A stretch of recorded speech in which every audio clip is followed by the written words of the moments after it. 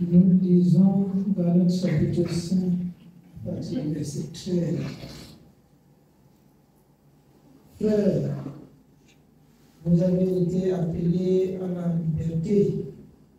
Seulement, ne faites pas de cette liberté un prétexte de vivre dans la chair, mais rendez-vous par la charité serviteurs les uns des autres. Nous avons reçu de Dieu une pleine liberté. Mais seulement, il nous exhorte de ne pas faire de cette liberté le libertinage, c'est-à-dire de marcher comme nous voulons, de faire ce que nous voulons. Se rendre serviteurs les uns les autres, c'est aussi accomplir cette parole de Romains 13:8. Ne devez rien à personne, si ce n'est de vous aimer les uns les autres. À savoir que le peuple de Dieu doit rechercher l'intérêt du peuple entier. Alors, ce qui est à ton niveau, tu le fais pour que ton prochain soit aussi bien. Nous avons reçu de Dieu la liberté. La liberté. Ce n'est pas une liberté pour vivre dans le péché. Ce n'est pas une liberté pour faire le mal. J'exhorte toujours le peuple de Dieu qui veulent encore marcher selon la parole de Dieu dans la loi comme les pharisiens réclamaient, à savoir de marcher encore sous la loi de Moïse. Donc ça a fait l'objet des tiraillements dans même le livre de Actes 15, afin que par le Saint-Esprit, l'apôtre Pierre ramène tout à l'ordre par le Saint-Esprit et la grâce et le don que Dieu lui avait accordé. Juste parce que, bien aimé, chacun voudrait plaire à Dieu et se réjouir dans le péché pour faire ce qu'il veut. Mais aujourd'hui, d'aucuns pensent que Jésus-Christ, ayant se rendant à la croix, donne la possibilité encore aux gens de pécher et de venir. Le pardon est offert gratuitement. La loi faisait quand même acheter les veaux, les bœufs pour égorger. Mais Jésus-Christ, son sang se verse. C'est vrai. C'est vrai et c'est vrai que c'est au prix du sang de Jésus que nous avons reçu le pardon de nos péchés auprès de l'Éternel. Mais cette grâce, c'est une grâce qui est offerte une fois pour tout, pour toute la vie, pour ceux qui croient. Christ, mort, ressuscité, ne doit plus mourir et ressusciter. Non. De telle en sorte que celui qui croit, il meurt par le baptême avec Christ et il ressuscite et vient à la vie avec Christ. Et désormais, ce que l'apôtre Paul a dit, alors dans le livre de Corinthiens, devient ton partage. Alors, ceux qui ont cru en Christ, ils sont devenus une nouvelle créature. Donc, les choses anciennes sont pas, et toutes choses sont devenues nouvelles. Chaque chose doit se renouveler dans ta vie. Toi qui as accepté le Seigneur, tu dois renouveler toutes choses dans ta vie par la parole qui t'a sauvé. Il faut que tu renouvelles toutes choses dans ta vie. Et le but de l'exhortation tous les jours, bien aimé, c'est de ne plus laisser l'occasion au péché de nous saisir, de nous malmener. Voilà le but de l'exhortation tous les jours. Si vous avez pour seule préoccupation, désir, de lire, de méditer la parole, pour comprendre et connaître Dieu, le mauvais esprit qui conduit au péché, elle va rester loin de vous. Elle ne va pas vous côtoyer. Je vais vous dire comment ce mauvais esprit vous côtoie. Quand vous commencez à porter envie aux choses qui conduisent à la mort. Quelles sont les choses qui conduisent à la mort? Tu veux une grande maison, tu n'as pas l'argent. Mais dans ton état d'esprit, ça va te pousser de faire des mathématiques pour avoir de l'argent, pour avoir cette grande maison. C'est ce que la parole appelle encore la convoitise. Tu veux une belle paire de chaussures, tu veux une belle voiture, tu veux une vie aisée. Et je viens encore à dire aux enfants de Dieu ce soir, la vie aisée, c'est réservé dans le royaume. C'est pourquoi le Seigneur dit, ne perdez pas votre temps à fouiller des choses dans lesquelles la roue et la terre peuvent venir encore à détruire. Parce que j'ai déjà expliqué plusieurs fois, il n'y a personne, même milliardaire, multimilliardaire, qu'on a fait avec son argent ou son compte bancaire. Je vais vous dire quelque chose qui va vous faire quitter votre cœur sur l'argent. L'argent est fabriqué par l'homme. C'est pas ça? Donc l'homme peut fabriquer autant d'argent. Et le diable prend ça pour retenir le cœur des hommes, afin de le conduire à la mort. Maintenant, il veut transformer l'argent en chiffre, monnaie électronique. C'est pour que vous compreniez que si on voulait, tout le monde pouvait être riche. Ceux qui pouvaient le monde. S'il veut, en un clin d'œil, chacun doit être riche. Mais à la seule différence, si tout le monde est riche, il n'y aura plus d'esclaves. De même que vous êtes esclave du péché, on vous tient à être esclave d'argent dans le monde. Voilà le mécanisme. Voilà le mécanisme. De même que vous êtes esclave du péché, on vous tient à être esclave, bien aimé, d'argent dans le monde. De telle sorte que vous ne pouvez rien faire sans argent. Alors que nos parents ont vécu sans argent pour longtemps. Ils faisaient des fonds et des échanges. Ils vivaient tranquillement. Et maintenant, quand ça va passer, mais il faut que les gens soient assez intelligents pour comprendre cela. Quand ça va passer à la monnaie électronique, les billets de banque deviendront quoi? Pour qui? À qui? Vous pouvez bien comprendre qu'on vous malmène. Vous pouvez bien comprendre qu'on vous tient captif dans le péché. Et les enfants de Dieu ne peuvent pas devenir sages. On court pour des richesses qu'on doit laisser et partir. Ce chiffre, même des chiffres, on bourre des chiffres là. Vous n'allez pas partir avec vos chiffres, vous partez et on continue à compter. C'est pas ça? Quand on dit que tu as le milliard ne finit pas sur toi, les autres continuent à avoir.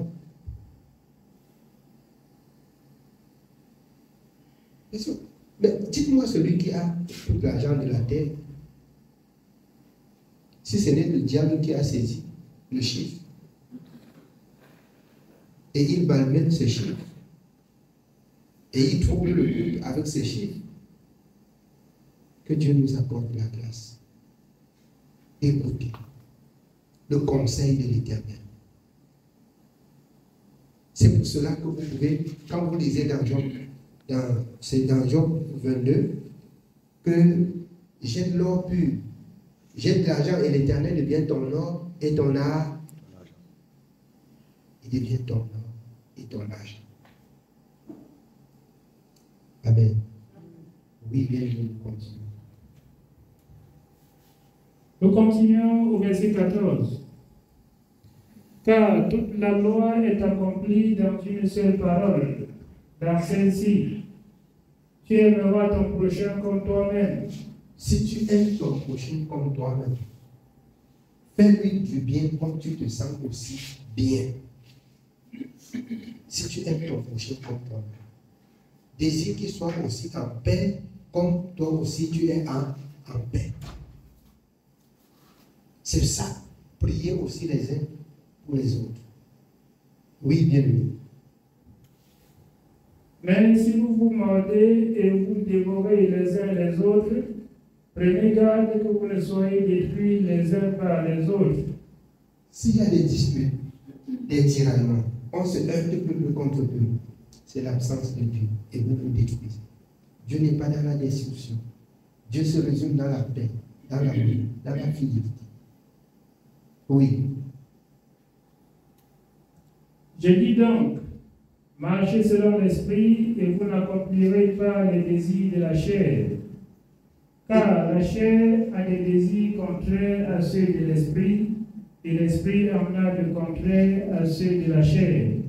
Je dis donc, marchez selon l'esprit. C'est quelque chose de très capital. Cette conduite à l'esprit. Parce que tu peux tendre ta main pour sauver là où Dieu est en train d'éprouver ou de puer. Je dis toujours aux enfants de Dieu. Si Dieu est en train de dire, je redresse ici, tu vas là-bas pour ramener. Tu vas souffrir. À cause de ton ignorance. Mais si l'Esprit de Dieu parle en toi et tu prends le temps pour réfléchir et consulter Dieu, je pense que, bien aimé, tu es un homme sage. Tu es un homme sage. Les enfants de Dieu comprennent qu'il faut faire du bien. On n'a pas de limite. On court. On court. Et puis, après on pleure. Après on pleure. Amen. Oui, bien aimé. Ils sont opposés entre eux afin que vous ne fassiez point ce que vous voudriez. Si vous êtes conduits par l'Esprit, vous n'êtes point sous la loi. Or, les œuvres de la chair sont manifestes. Ce sont l'impudicité, l'impureté, la dissolution, l'idolâtrie, la magie, les inimitiés, les querelles, les jalousies, les animosités, les disputes, les divisions, les sectes, l'envie, l'ivrognerie, les excès de table et les choses semblables. Voilà ce qui fait, voilà ce qui qualifie le mal en quelque sorte. Les impudicités, les impuretés, les querelles, les calomnies, les mauvais désirs qui empêchent les hommes de servir Dieu. Ceux qui se laissent emporter par ces choses ne pourront jamais servir Dieu et goûter, bien aimé, à la paix de Dieu. Vous allez servir un Dieu que vous ne connaissez pas. Ou encore que vous allez croire que servir Dieu, c'est remplir une formalité. Si servir Dieu était remplir une formalité, je vais vous dire quelque chose, c'est que je ne sers pas Dieu. Je ne sers pas Dieu pour remplir la formalité. Je sers Dieu pour obtenir ce que Dieu a dit dans sa parole. Je ne sers pas Dieu pour remplir la formalité. Parce que beaucoup d'entre vous servent Dieu pour remplir la formalité. Qu'on dise quand même qu'il part à l'église. Qu'on dise quand même qu'il est un enfant de Dieu. Non. Je ne fais pas ça. Et je voudrais croire que c'est grâce à ça que Dieu m'a accordé la grâce de quitter la doctrine des hommes pour rejoindre la doctrine de Dieu. La doctrine des hommes, c'est qu'ils augmentent ou ils retranchent. La doctrine de Dieu, c'est qu'on s'arrête au point où Dieu a mis. Point, c'est point. Virgule, c'est virgule. Voilà la doctrine de Dieu. On n'ajoute rien et on n'en manque rien. Ça devient difficile pour les hommes de vivre ainsi. Voilà les œuvres de la chair. Oui, nous continuons pour écouter les œuvres de l'esprit. Je vous dis d'avance, comme je l'ai déjà dit, que ceux qui commettent de telles choses n'hériteront point le royaume de Dieu. Que ceux qui commettent de telles choses n'hériteront point le royaume de Dieu. Mais, à un moment donné, on va croire que j'exagère pour choisir ceux qui doivent entrer dans le royaume de Dieu. Mais il faut que les enfants de Dieu disent la vérité à ceux qui croient ou à ceux qui veulent croire. Je vous dis en toute vérité, pour prêcher l'évangile, je ne flatte pas les gens avec. Voilà, si tu crois, Dieu est exigeant. Tu dois garder sa parole. Jean 8, 47. Ceux qui sont de Dieu gardent la parole de Dieu.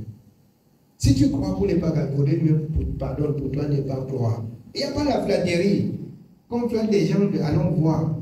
Il y a le miracle. Les gens croient aujourd'hui parce qu'ils attendent le miracle. Les gens croient aujourd'hui parce qu'ils veulent le boulot. Les gens croient aujourd'hui parce qu'ils veulent voyager. C'est pas ça. Et si vous prêchez encore ce genre d'évangile au dehors, vous n'êtes pas au service de Dieu. Vous êtes au service de quelqu'un que vous ne connaissez pas. Ou encore que vous connaissez bien. Ce n'est pas le service de Dieu. On ne promet pas ce que Dieu n'a pas promis. Je vais vous dire ce que Dieu a promis, c'est la vie éternelle. Quelqu'un sait Dieu, il souffre. Alors, par moment, il faut que l'Esprit de Dieu vous dise ce qu'il faut pour la personne. Par moment, il peut falloir certainement donner quelque chose à la personne pour l'aider à sa souffrance. Par moment, il faut le laisser être éprouvé pour parvenir à comprendre ce que Dieu veut, que Dieu le fait quitter la souffrance. C'est pour ça que l'apôtre Paul dit, marchez par l'Esprit. Or, si ce n'est pas l'Esprit de Dieu qui vous conduit à aider cette personne, vous pouvez l'aider même avec une prière. Vous pouvez l'aider financièrement, selon ce que l'Esprit vous donne de l'aider. Mais il faut que vous l'aidez par l'Esprit de Dieu, parce que c'est Dieu qui doit le retirer de là où il se trouve. Si c'est afin d'amener ceux-là de faire la volonté de Dieu, laissez-les souffrir. Et le temps va arriver, Dieu va les délivrer. Israël était en Égypte, il mangeait du concombre, il faisait l'esclavage. Mais quand il a plu à Dieu de le retirer, Dieu ne l'a pas retiré, porté une fois comme ça, déposé à Canaan. Comme vous trouvez les gens aujourd'hui, vous voulez les porter, mettre dans les bureaux directeurs, ils mangent bien dans la voiture. Ils ne comprendront jamais Dieu. Jamais. Je vais vous dire, Israël devait faire 40 jours partant de l'Égypte pour arriver à Canaan. Mais Dieu l'éprouve, Dieu voit son incrédulité. Dieu voit son exigence. 40 jours sont devenus 40 années. Afin d'éliminer ceux qui devraient causer des troubles et des terreurs au milieu du peuple de Dieu. C'est la raison pour laquelle il y a eu Josué, Caleb, les enfants âgés de moins de 20 ans et au plus. Il fallait que Dieu fasse le tri. Il fallait que Dieu tamise. N'importe qui ne devait pas entrer à Canaan. Et voilà pourquoi Jésus t'a donné. Beaucoup vont entrer et sortir. Et c'est ça. Et c'est ça alors, la parole de Dieu. Beaucoup ont suivi Moïse parce qu'ils voulaient manger. Parce qu'ils ont vu les miracles. Et ils savaient qu'à tout moment, ils devaient avoir un miracle. Et Dieu devait accomplir leur volonté. Mais au niveau où Dieu a dit, maintenant, stop ma volonté, vous allez le faire. Beaucoup ont maudit Moïse. Beaucoup ont maudit Moïse. Vous voyez? Il marche quelque part, il dit que c'est la viande qu'on veut manger maintenant. Si ton Dieu là est Dieu qui nous donne la viande. Et c'est l'image des enfants de Dieu encore aujourd'hui. Les faux pasteurs les disent, Dieu dit tu seras la tête et non la queue. Au lieu de passer le temps pour être préoccupé des choses qui doivent donner la vie éternelle, on passe le temps pour prier pour la prospérité. Pour qu'il ait un bon travail. Pour qu'il voyage. Voyager pour aller où? Pour faire quoi? dans toutes les nations. Acte 10. Celui qui crée et qui pratique la justice est agréable à Dieu. Je ne refuse pas le voyage, mais voyage selon Dieu. Voyage selon Dieu. Je ne refuse pas le travail, mais travail selon Dieu. Tout travail est juste. On croit qu'on devient enfant de Dieu si on a beaucoup fréquenté. On devient président, on devient ministre, on devient chef. Être chef quelque part, il faut payer le prix. Jésus a payé le prix pour être roi des rois. Jésus a payé le prix pour être roi des rois. Être chef quelque part, il faut payer le prix. Sois bien servi Dieu et que Dieu fait de toi chef comme il a fait de Moïse, Dieu devant Pharaon. C'est parce que Moïse avait eu la capacité de supporter ce qu'il a supporté. Toi, tu as déjà supporté quoi? Toi, tu as déjà supporté quoi? Moïse a supporté. Tu as supporté quoi? Pour que Dieu fasse de toi chef. Tu es arrivé et il a dit, fais de toi la tête et non la queue. Amen. Oh. La tête et non la queue, c'est le travail. La tête et non la queue, c'est le travail. C'est la sanctification. C'est la sainteté.